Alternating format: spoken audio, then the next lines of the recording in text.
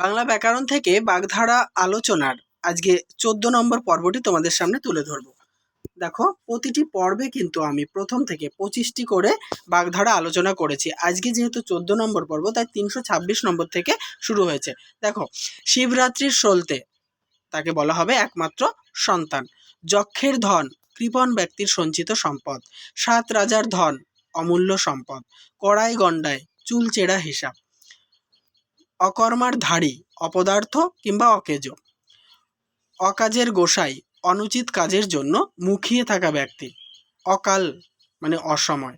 অকাল সন্ধ্যা সময়ের আগেই আগত। অকাল বসন্ত সময়ের আগেই সুখের সূচনা। নেক্সট, অকুল দরিয়া মহাসংকট বা মানে ভীষণ বিপদ।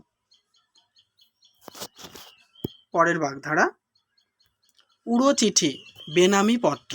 ষাঁড়ের গোবর অকর্মণ্য বা অপদার্থ। দস্ত বদস্ত হাতে হাতে। ঢাকের কাঠি তোষামুদে। নদের চাঁদ হিংসায় পরিপূর্ণ নির্গুণ ব্যক্তি। খোদার খাসি ভাবনা চিন্তাহীন। বক দেখানো অশোভনভাবে বিদ্রুপ করা। কান ভারী করা কুপরামর্শ দেওয়া। লঙ্কা পায়রা মানে ফুলবাবু গায়ে ফু দিয়ে বেড়ানো, কোনো দায়িত্ব পালন না করা।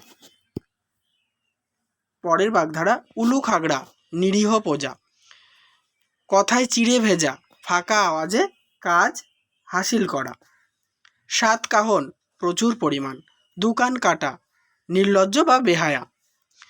উনা ভাতের দুনা বল অল্প আহার স্বাস্থ্যসম্মত। তাহলে বন্ধুরা, বাগধারার এই পর্বটি আমি সমাপ্ত করছি। বাগধারা থেকে এর আগে বা তোমাদের ব্যাকরণ বা চাকরি রিলেটেড বিভিন্ন ব্যাকরণ থেকে যে সমস্ত প্রশ্ন উত্তরগুলি আমি করিয়েছি সেগুলি দেখার জন্য আমার চ্যানেলকে সাবস্ক্রাইব করে নাও। আমার চ্যানেলের প্লেলিস্টে চলে যাও, সমস্ত ভিডিওগুলি এক ফোল্ডারের মধ্যে পেয়ে যাবে।